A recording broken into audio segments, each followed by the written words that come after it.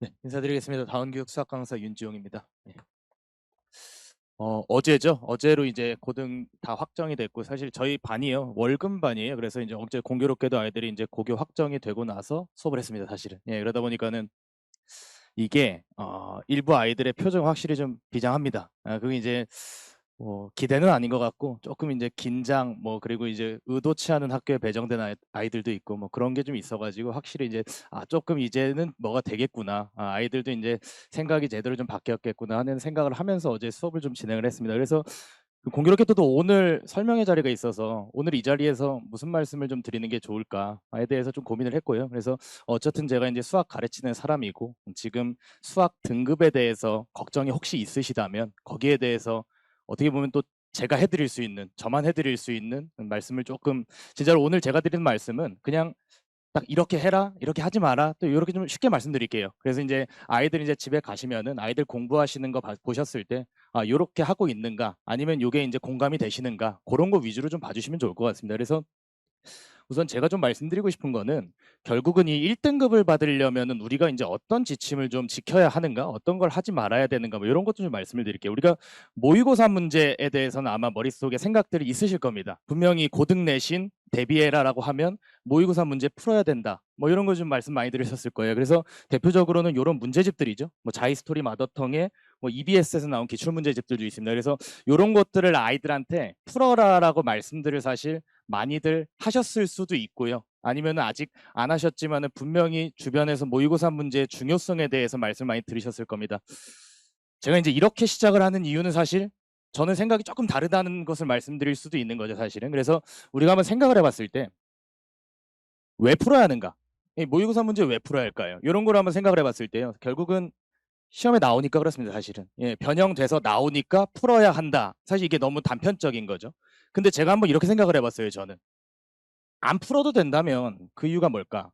요거 한번 말씀을 드리고 싶은데, 왜냐하면 아이들 좀 공부 어쨌든 효율적으로 해야 되잖아요. 우리가 수학에 100% 모든 시간 다 쏟을 수 없으니까. 만약에 아이들이 안 풀어도 된다면 그 이유, 일단 첫 번째, 결국 변형이 될 건데요. 변형이 좀 약하게 되면요, 원래 문제를 풀건 안 풀건 사실은 크게 지장을 받지는 않습니다, 아이들 입장에서는.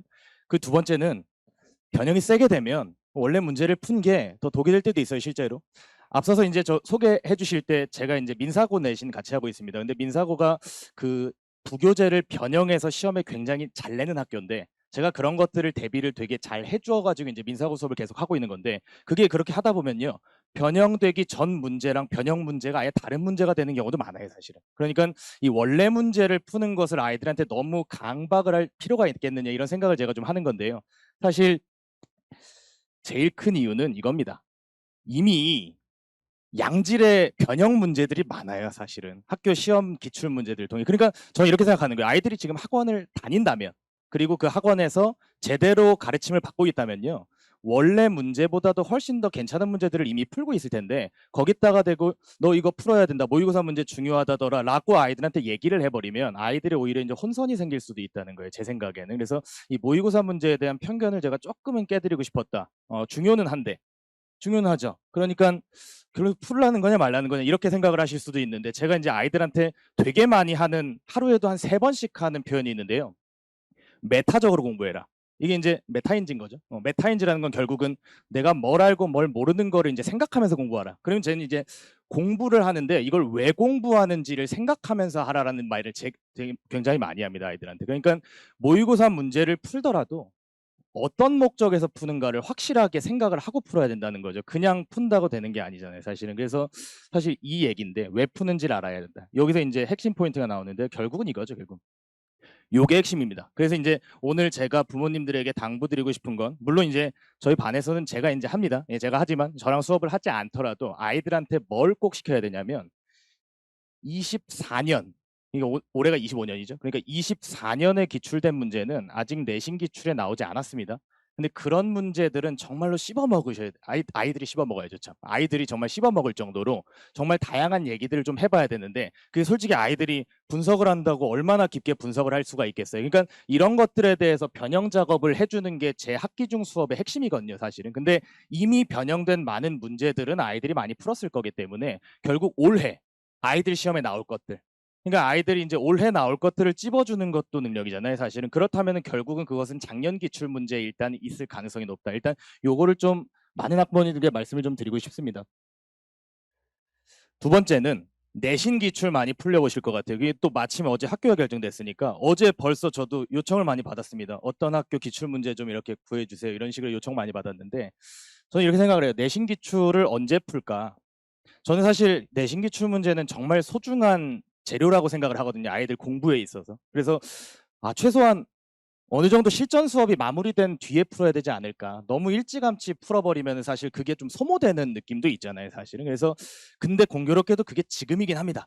왜냐하면은 저희가 1월 초부터 해가지고 공통수학 원 수업을 만약에 시작했다면 지금 시점이면은 중간고사 범위까지는 수업이 다 끝나 있을 거예요. 그러니까 중간고사 시험 지금 보는 거 괜찮기는 해요, 실제로. 그래서 이거는 이제 조금 더 이른 시기였 아이들이 이제 봤었다면 사실 우리가 그 아이들이 이걸 잘 봤다 못 봤다를 가지고 얘기하기에는 아직 실력이 형성되지 않았을 수 있기 때문에 지금은 괜찮다. 그러면 제가 이제 드리고 싶은 말씀은 이거예요. 사실 오늘 핵심적으로 제일 드리고 싶었던 말씀은 이 기출 문제를 풀 때 아이들의 어떤 마인드 확립. 이것도 결국은 메타적으로 공부한다 일환인 거죠. 그냥 푸는 게 아니에요. 풀고 점수 매기고 잘 봤다 못 봤다 기쁘다 슬프다가 아닙니다. 절대로. 그렇게 해서는 안 되는 게 학교 시험 기출 문제들이잖아요. 저희가 그래서 제가 말씀드리고 싶은 거는 첫 번째. 시간 생각보다 짧습니다. 이거를 아이들이 느껴야 될 텐데요, 사실은. 그죠? 아이들한테 해줘야 되는 얘기인데 제가 이제 드리는 말씀을 잘 요약해서 아이들한테 해주시면 좋을 것 같아요. 50분 짧습니다, 정말로. 이 짧다의 기준은요. 한 문제를 잡고 고민하기 시작하는 순간 5분이 금방 가요, 수학이라는 게. 근데 아이들은 그 고민을 하더랍니다. 제가 제일 답답한 부분이 그거예요. 제가 요거 예시 한번 들어드릴게요. 우리 아이들이요, 중간고사 시험 보러 들어갔습니다. 2번 문제를 푸는데 막히는 거예요. 근데 그 아이들 지금 초등학교, 중학교, 그리고 이제 고등 직전까지 얼마나 공부 많이 했겠어요, 사실. 2번이 막히는 순간에 일단 멘탈은 다 날아갔겠죠. 근데 멘탈 날아가는 건 상관없습니다. 근데 거기서 손이 멈춰요. 그 순간에 그 시험이 끝이 나는 건데. 제가 여기 조삼모사라고 적은 게 어차피 시험 시간 50분입니다.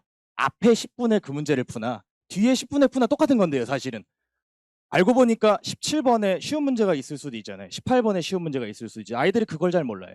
아이들이 생각보다 되게 단순합니다. 그래서 꽝 같아요, 꽝. 이게 얼굴 숨기고 있으면 못 찾는 줄 아는 그런 느낌이 되게 커요, 실제로.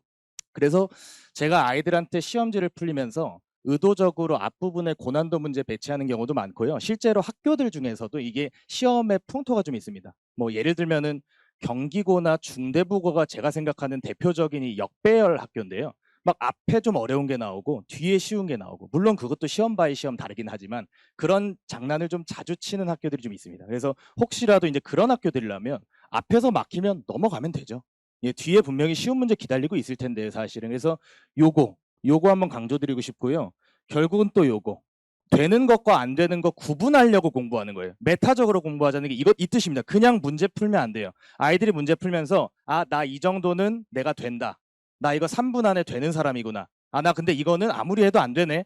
그게 시험 직전까지 안 된다면 시험지에 그걸 풀지 말아야 되거든요, 사실. 그래서 아이들이 공부를 하는 목적은 저는 이런 거를 좀 선별하기 위해서다라고 생각을 하는데요. 조금 더 있습니다.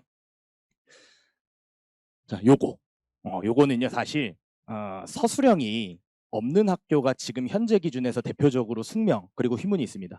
근데 이 교육 과정이 바뀌면서 이 서술을 되게 강조하고 있거든요. 그러니까 휘문, 숙명이라고 한들 이게 서술형이 올해도 과연 안 나올까? 요거는 저는 사실 모르겠어요, 사실. 그래서 대비를 하긴 해야 될 것 같은데 숙명은 원래 전통적으로 서술이 없던 학교니까. 근데 휘문은 사실 올해 없었거든요. 원래는 있다가. 그러니까 또 모르는 거죠, 사실은. 그러니까 이 아이들이요, 대부분 서술형 문제가 나옵니다. 근데 제가 아이들한테 하는 얘기가 있어요. 편지 쓰지 말아라. 그리고 너무 대충 쓰지 말아라. 딱 두 마디를 해요. 그러니까 이제 정도를 지키라는 건데 특히 우리 너무 꼼꼼한 아이들, 너무 꼼꼼한 아이들은 정말 선생님께 편지를 씁니다. 이렇습니다, 저렇습니다, 이래서요, 정말 그렇습니다. 시간 가는 줄 모르고 편지 쓰는 아이들도 있고요. 또 너무 대충 쓰는 아이들 있잖아요. 근데 이 채점 기준이라는 게 그렇잖아요. 우리가 사람들 간에 시시비비가 갈리면 안 되잖아요, 사실. 그러니까 이 고등 서술 채점 기준은 명확합니다. 이런 과정에서 이게 구해져 있는가? 구해져 있는가가 대부분이에요. 물론 이것도 일부 학교들에서는 몇 년 전에는 중동고에서 첫 줄이 틀리면 빵점을 준 적도 있긴 합니다, 사실. 근데 그게 학교 바의 학교인 거예요. 그것도 선생님 바의 선생님입니다. 그래서 학교 수업을 잘 듣긴 해야 돼요. 이게 서술형을 어떤 식으로 채점할 것이다라는 게 학교 수업에 나올 수도 있어요. 수업 도중에 선생님이 말씀을 해주실 수도 있으니까. 다만 대부분의 학교들은 그런 서술형의 어떤 판정 시비를 갈리지 않기 위해서 분명히 기준이 명백합니다. 구해져 있으면 되는 거예요. 사실 그 과정상의 숫자들이 구해져 있으면 되는 거예요. 요거 되게 중요합니다. 보통 서술형 문제가 적으면 2개, 많으면 4, 5개, 6개까지 나오거든요. 특히 4개 이상 되는 학교들 조심하셔야 됩니다. 4개 이상 되는 학교들의 아이들의 첫 번째 시험, 그 첫 번째 시험이 정말 중요한데 제가 이제 기억나는 친구 중에 하나가 지금 고3 가는 친구인데요. 저기 잠신고라는 학교가 있습니다. 잠신고라는 학교가 서술형이 5문제가 나와요. 근데 그 학교가요, 시험이 좀 어렵습니다. 근데 심지어는 시험 시간도 60분이에요.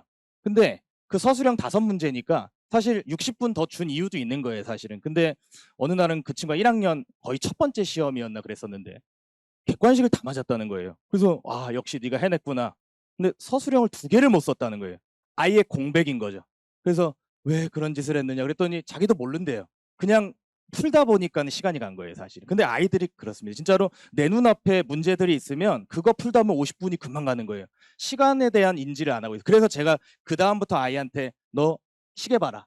30분 남았을 때 서술 쓰러 가라. 계속 이렇게 시간 컨트롤 해주는 거예요, 아이들한테. 그러니까 이 서술형이 특히 많은 학교들은 서술형 배점이 크잖아요. 그리고 서술형은 좀만 써도 부분 점수라는 게 올 수 있잖아요. 그러니까 시간을 보고 서술로 넘어가는 것도 하나의 방법이다. 아이들이 첫 번째 시험이니까 이렇게 명확하게 짚어주지 않으면 거기서 시행착오가 나버립니다. 첫 시험부터. 그래서 저는 이런 거를 조금 강조하는 편이고, 요거 중요하죠. 요거는 다 아실 거라고 봅니다. 자존심 강한 남학생들이 이거 꺾어줘야 되는 게 저의 업무인데요. 지금 많이 꺾고 있습니다. 지금 저는 항상 아이들한테 얘기해요. 너 수학 잘하는 거 내가 인정할게. 너 수학 잘하잖아. 근데 너 1등급 받으려면은 일단은 요건 풀지 말아봐봐. 이런 식으로 얘기를 좀 많이 합니다. 분명히 센 학교에서는 센 문제가 나와야 됩니다. 사실은. 하지만 그거 틀린다고 해서 사실 4%가 1등급일 때도 1등급 나왔습니다. 근데 우리가 이제 1등급 인원이 좀 늘어났다라고 했을 때 그런 문제 틀려도 됩니다. 여기서 근데 되게 조심스러운 저의 아주 얕은 시야에서의 제 예상인데요. 올해 학교 시험들에서 최고 난도 문제는 없을 것 같아요, 사실은. 제 생각에는. 왜냐하면 어차피 버려도 된다라는 판단을 모두가 한다면 학교에서도 그거는 유리하지 않을 거라고 저는 개인적으로 생각을 해요. 그러니까 좀 빡빡한 문제, 그거를 잘 수행했던 학교가 바로 작년 휘문이었는데, 사실 휘문고 시험 어렵기로 유명했었죠. 아이들이 아예 손도 못 댈 문제들이 많이 나왔었습니다. 대략 한 2, 3년 전까지는. 근데 작년 휘문고 시험이요, 되게 평범했어요. 근데 아이들이 변별이 잘 됐어요. 왜냐하면은 타임 어택을 주고 실수 유발을 했기 때문에. 근데 그렇게 해버리면은 아이들 변별 정말 잘 됩니다. 그러니까 사실 여기 제가 이제 써놓은 멘트는 최고 난도 문제가 나왔을 때 전제인데, 올해 시험에서 최고 난도 문제가 안 나올 것을 저는 예상을 하고 있기 때문에 나오면 버려라. 하지만 우리는 안 나온 거 대비할 것이다. 이렇게 가는 거죠, 사실은. 그래야 아이들이 변별이 더 잘 될 것 같아요, 제 생각에는. 그래서 요거 핵심입니다. 여기 뭐라고 써져 있냐면요. 푼 문제는 다 맞는 정확도를 가지면 우리 아이들이 1등급을 만들 수가 있습니다. 이건 정말입니다. 이거는 정말 아이들이 너무 속상해요. 사실 저희 수업 6시 시작인데 한 5시 50분쯤 자리에 앉아서 채점을 막 합니다. 너무 속상합니다. 그게 메타적으로 공부하지 못하고 있는 거거든요. 우리 채점을 왜 하나요? 본인을 평가하려고 하는 게 아닙니다. 채점이라는 건 저는 이렇게 생각해요. 내가 어떤 기분으로 문제를 풀었을 때 틀렸다.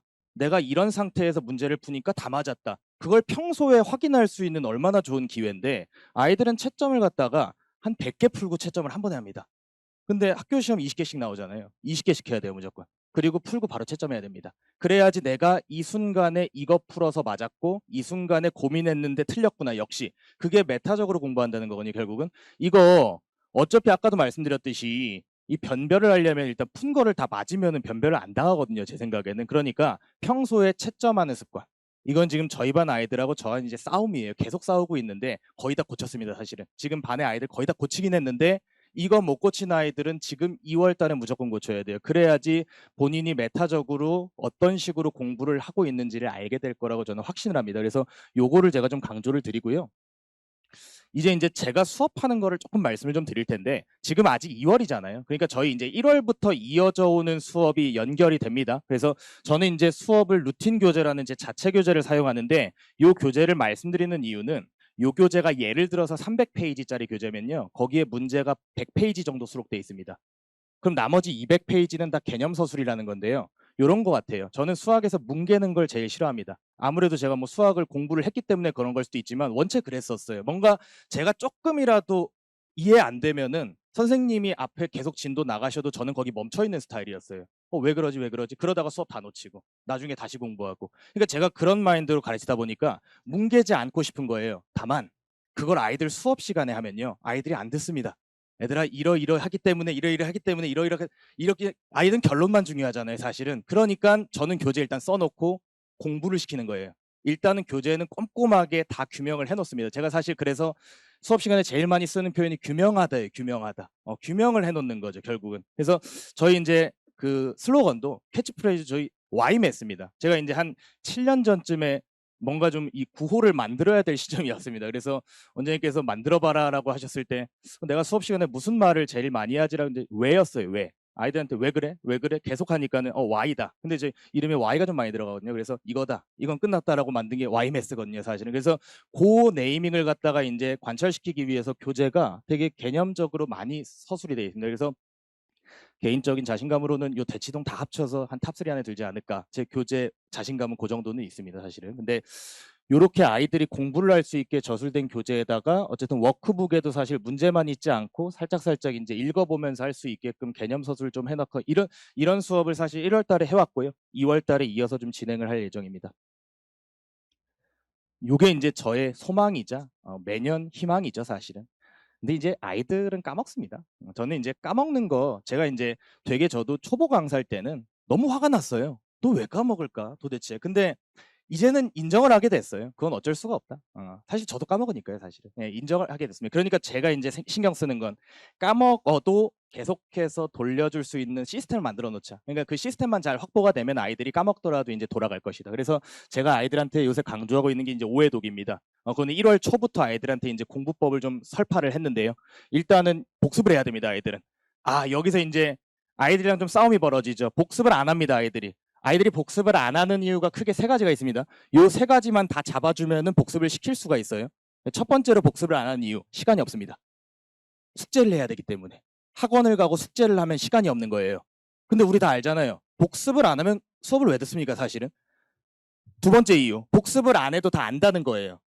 그럼 그 수업은 안 들어도 됩니다, 사실. 우리 다 공부를 해봤잖아요. 어떤 수업을 들으면 특히 대학교 수업들 엄청 어렵잖아요, 사실은. 그럼 듣고 있으면 무슨 말인지 모르잖아요. 그걸 자기가 다시 한번 공부를 해야 잘 있게 되는 거잖아요. 근데 내가 듣는데 다 이해돼. 그럼 그 수업은 내가 이미 아는 거잖아요, 사실은. 그러면 그거 수업 안 들으면 되죠, 사실. 그러니까 복습을 안 한 이유가 다 알아서 하면 안 되는 거예요. 그건 수업을 바꿔야 됩니다. 그래서 저도 사실은 아이들이 모르는 걸 알려주자라는 기준에서 이제 수업을 계속 진행을 하는데 일단은 시간이 없다. 그거 해결을 좀 해줘야 됩니다. 사실 스케줄링적으로. 그리고 다 알아서 이거는 수업을 좀 조정을 해줘야 되고 사실. 그리고 마지막에 이제 복습하는 방법을 모른다. 그걸 이제 제가 알려주는 거예요. 어떻게 복습하라고. 그러면 이제 한 1차 복습을 갖다가 한 하루 뒤나 이틀 뒤 정도에 저는 그냥 읽으라고 그래요. 얼마 안 걸린다. 내가 한 3시간 떠들었으니까 니네가 그거 읽는데 1시간이면 된다. 그래서 한번 쑥 읽으라고 그래요. 그럼 그것만으로 자연스럽게 이제 머리에 들어갑니다. 그리고 한 2주 뒤 정도, 우리 수학이잖아요 또. 수학 문제는 수업 시간에 풀었던 프린트를 다시 한번 주면서 풀라고 해요. 프린트 필요하면 계속 말해라. 아니면 그냥 가리고 풀어도 되지만 사실. 한 2주 뒤 정도 이제 풀면은 내가 이거 수업 시간에는 들어서 이해를 했는데 스스로 풀면 안 되는 것들 있잖아요, 분명히. 그런 것들 스스로 그때 인지하게 되는 거죠. 그리고 3차 복습이 이제 한 달 정도 뒤. 그러니까 1월 초에 공부했던 내용을 저는 지금 복습을 시키고 있어요. 그래서 저는 교재도 일부 늦게 나눠줘요. 교재에다가 이른 필기를 하고 싶지 않아가지고. 그래서 요새 이제 1월 초에 공부한 내용을 필기를 해오는 게 숙제입니다, 사실 다음 주까지. 그러면서 한 번씩 강제로라도 보는 거죠. 왜냐면은 저는 그 제 수업 내용에 너무 자신이 있는데 너무 억울한 거예요. 아이들이 1월 달에는 잘 배워놓고 4월 달에 까먹으니까 시험을 못 봐요. 그러니까 그게 너무 억울해가지고 이런 식으로 시스템을 잡아서 좀 공부를 좀 시키고 있다. 그리고 4차, 5차는 학기 중입니다. 이렇게 3차까지만 잘 해놓으면요. 학기 중에는 이미 그 내용이 머릿속에 다 숙지돼 있어가지고 어찌됐든 간에 자기께 돼버려요. 그러면 최소한 시험을 보기 전날에는 다 자기께 된 상태로 들어가면 그리고 아까 전에 말씀드렸죠. 나는 내가 풀면 맞는다는 확신이 있어요. 왜? 평소에 훈련을 했으니까. 그럼 우리 아이들이 1등급을 못 받겠습니까? 저는 이렇게 생각을 하는 거예요, 사실은. 이런 정도로 공부를 하면. 자, 요건 이제 아이들 복습을 위해서. 제가 또 카메라도 좋은 걸로 해가지고 아이들 좀 잘 보이게끔. 그래서 복습 영상은 뭐 달라는 대로 다 주고 있고요, 지금. 이제 3월입니다. 예, 저희가 이제 3월 달에 어떻게 할 것인가를 설명드리는 게 저희 오늘 메인 업무인 것 같은데 3월 달의 수업의 핵심은 빈틈을 메우는 거예요. 그래서 대략 계획은 이렇습니다. 그러니까 하루에 한 꼭지씩 잡아가지고 빈틈을 메워주겠다. 왜냐하면 어차피 1, 2월에 다 하긴 했으니까 정말 틈새를 메우면 되는 거거든요. 3월 달에는 완벽을 기하는 거죠, 사실. 그래서 이 완벽을 기하기 위해서 매 수업마다 교재 제공되고 그 교재에는 개념 리뷰, 뭐 교재에서 좀 어려운 문제들, 그리고 과제 파트 구성이 중요한데 저는 그러니까 한 번 공부한 문제를 다시 수록해 놓는 거예요. 자연스럽게. 아이들 학기 중에 바쁩니다. 과제 많이 줘도 그게 이제 폭력이 돼요, 사실은. 그러니까 정말 필요한 문제만, 문제 수는 그렇게 많지 않게끔 그렇게 학기 중 진행을 하고 4월 달이 저희 학교 그 연합반의 핵심입니다, 사실은. 아마 어제 학교 받으시고 이런 고민 많이들 하셨을 거예요. 학교별 반이냐 연합반이냐, 사실 그런 고민들 많이 하시고 계실 것 같은데 이 생각은 변치 않습니다. 상위권은 무조건 연합반입니다, 사실은. 어차피 우리가 수능까지 가야 되니까요, 결국은. 이게 학교 시험 잘 보게 만드는 건 당연히 가능한데 그게 학교별 반에서 학교 시험을 잘 보는 게 저는 큰 의미가 없을 것 같다는 생각은, 우리는 결국은 이 선행 진도로 반이 이제 상위권이냐 아니냐가 나뉜다고 생각하는데, 그럼 뭐 방학 때라든지 나중에 2학년, 3학년 올라갈 때 분명히 수능을 염두에 둔 수업에서 이게 조금 달라질 거거든요. 그 수업의 난이도 같은 것들이. 그래서 저는 어쨌든 하이퍼 상위권 연합반을 운영하는 입장에서 대신에 그 불안감은 해소해 드려야죠. 이게 학교별 반이 아니기 때문에 학교별로 내신 대비가 어떻게 이루어질까에 대한 불안감 해소해 드려야 되기 때문에 저는 그거를 이 모의 테스트로 진행을 합니다. 물론 개인별로 뭐 부교재 변형이라든가 뭐 서브 과제 나가는 거 이거 당연한 건데 요게 핵심인 거죠, 사실은. 요게 전 제일 중요하다고 봅니다. 결국은 학교별 파이널 시험이라는 건 학교별로 시험지가 다 달라요. 이건 기출 시험이 아닙니다. 이건 제가 만드는 시험인데, 그러면서 이제 시험 어떻게 운영해야 된다. 앞에서 막혀. 너 이번 2회차 앞에서 막혔지? 내가 그렇게 낸 거야. 너 넘어갔니? 이런 거 확인하고. 그리고 서술 같은 거 첨삭하고. 그리고 요게 또 핵심이죠. 4월이잖아요. 그리고 우리 수학만 잘해서 되는 시대가 아니잖아요, 이제. 전 과목적으로 챙겨야 되니까 저는 4월 달부터는 아이들 개인별로 등원 좀 조정을 할 예정입니다. 이거는 어제 제가 학교 아이들 다 나오고요. 남아가지고 이제 클리닉 하는데 개인별로 상담을 다 했어요. 어제 나온 아이들에 대해서는. 상담하면서 뭐랑 같이 상담했냐면은 제가 2월 달 스케줄표를 받았습니다. 아이들한테 7 곱하기 4 해가지고 월화수목금토일 아침 점심 저녁 해가지고 스케줄을 써와라. 너의 스케줄을. 그래서 제가 그걸 보면서 뭘 했냐면, 너 수학 너무 많다. 너 수학 잘하잖아. 죄송합니다. 너 개포고자. 근데 너 개포고야. 근데 너 개포고 무조건 1등급이야. 근데 너 지금 수학 너무 많아. 너 국어 좀 늘리자. 이런 식으로 사실은 어제부터 벌써 상담을 했어요. 근데 또 일부 아이들은 수학이 너무 적으면 또 늘리기도 하고. 그러니까 이제 그런 기조로 4월 달 들어가면요. 사실 이미 너무 잘하는 아이들은 수학의 힘을 쫙 빼도 1등급을 만들게 할 수 있다면 다른 과목을 높여야 되잖아요, 이제. 그래서 뭐 등원도 이렇게 조절해가면서 진행을 합니다, 실제로 4월 달에는. 이 학교별 파이널이라는 건 제가 직접 제작하는 시험지고요. 여기에는 내신 기출 문제가 들어가기는 하는데 사실 절반 이상은 제가 직접 제작한 문제들. 그럼 이 제작의 핵심은 모의 변형이죠. 그러니까 이제 아직까지 내신에 기출되지 않은 모의 변형 문제들을 제작해가지고 아이들 시험지를 만들어서 이런 걸로 학교별 내신 대비를 진행을 합니다. 그럼 아이들은 최소한 이게 이제 작년 기말고사 기준에서 어떤 한 학생이 푼 시험지의 개수인 건데, 이게 딱 저 학생만을 위한 거죠. 연합반 특성상 학교당 학생 수가 많아야 두세 명이에요. 그러니까 이제 그들만을 위해서 그 학교 시험지 세팅을 하는 게 어쩔 수 없는, 저는 연합반 강사의 숙명인 거죠. 정말 힘듭니다, 사실은. 근데 이제 어쩔 수 없는 거죠. 그런 길을 제가 선택을 한 거니까 그렇게 좀 해주고 있다. 이렇게 좀 말씀을 드리겠습니다. 요거는 이제 저희 누적 테스트. 지금 반 아이들 너무 잘 해주고 있고 주말마다 하루 종일 열어둡니다. 아이들 편한 시간에 나와가지고 시험 보면 되고요. 특히 2월 달에 우리 대수미적분, 이거 선행학습 열심히 해놓은 거 까먹어요. 저 까먹지 않게 딱 10문제씩만 테스트 봅니다. 일주일에 10문제씩 테스트 보는 걸로 아이들의 기억력을 계속해서 그냥 터치하고 있는 거예요. 조금 까먹으려고 그러면 터치하고. 그래서 2월 달엔 이렇게 하고 있고, 요 시간을 3, 4월에는 어떻게 운영하냐. 이제 내신 대비에 전념해야죠. 저희 반 시그니처입니다. 9구단 테스트. 30분에 30문제 풉니다. 스피드 테스트죠. 시험 근데 어렵습니다. 근데 아이들은 잘 해내요. 제 이제 경험상 1등급을 안정적으로 받는 아이들이 한 25개 이상씩은 항상 맞는 테스트입니다. 원래는 이걸 이제 본 수업에서 받는데 올해는 클리닉으로 넘기고 본 수업에서는 조금 더 좋은 업무를 해주려고 계획을 하고 있습니다. 그래서 이렇게 이제 이루어질 예정이고요. 이렇습니다. 사실은 저 클리닉에 굉장히 진심이어가지고 아이들 핸드폰 다 걷고, 그리고 목표 설정하고, 지금도 저희 이제 클리닉실에서 아이들 공부하고 있어가지고 저희 끝나고 잠깐 가봐야 됩니다. 예, 그래서 이렇게 좀 시키고 있고요. 요거 이제 제 다음 순서입니다. 저희 이제 저희 반에 이제 부담임 선생님이 이제 컨설턴트님이 나오셔가지고 좀 안내를 드릴 건데, 저도 사실은 컨설턴트님께 상담을 한번 받아봤는데요. 저는 이제 오은영 선생님이랑 상담하는 줄 알았습니다. 너무나도 인자하시고 너무나 선하신 분이셔서 제가 다 힐링을 받았기 때문에 분명히 우리 아이들한테 너무나도 좋은 영향을 줄 것 같다라는 제가 예, 확신해서 요것도 이제 그 아마 오늘 받으신 브로셔에 다 써 있을 수가 있는데요. 사실 그런 것 같아요. 제가 어제 아이들 상담하면서 꿈을 물어봤어요. 근데 제가 좀 놀랐어요. 생각보다 많은 아이들이 꿈이 있어요. 그리고 생각보다 많은 아이들이 의대가 아니에요. 그래서 우리 반 애들이 괜찮은 건가? 요새 애들이 괜찮아요. 저는 되게 좀 혼란스럽습니다. 사실 그래서 막 누구는 천체를 전공하고 싶다. 근데 그게 목적이 뚜렷해요. 누구는 뭐 에너지 자원공학과에 가고 싶다. 목적이 뚜렷합니다. 그래서 됐다. 너는 됐다. 왜냐면은 이거 생기부 이렇게 컨설팅 해가지고 아예 1학년부터 네 걸로 잘 디자인할 수 있게끔 우리가 상담해 줄 거다. 이런 식으로 좀 했으니까 꿈을 좀 정하면 좋을 것 같아요. 2월달 아직 한 달 남았으니까 학교 들어가기 전에 좀 꿈을 정해서 저희 컨설팅이랑 함께 해가지고 아이들 3년 내내 딱 같은 노선. 저도 사실 제가 저희 학교에 수학 동아리가 없었습니다. 근데 제가 서울대 수학교육과 너무 가고 싶어서 제 1학년 때 만들었어요. 그래서 이제 주변에 수학 잘하는 애들 꼬셔가지고 제 스펙으로 이용했습니다, 사실. 예, 그래서 예, 그 지금도 친구들 만나면은 그런 얘기를 좀 합니다. 그래서 아이들도 그렇게 좀 진행을 잘 하면 좋을 것 같습니다. 네, 요거는 이제 짤막한 홍보입니다. 예, 2월 달에 제가 함수 특강 진행하는 거 홍보고요.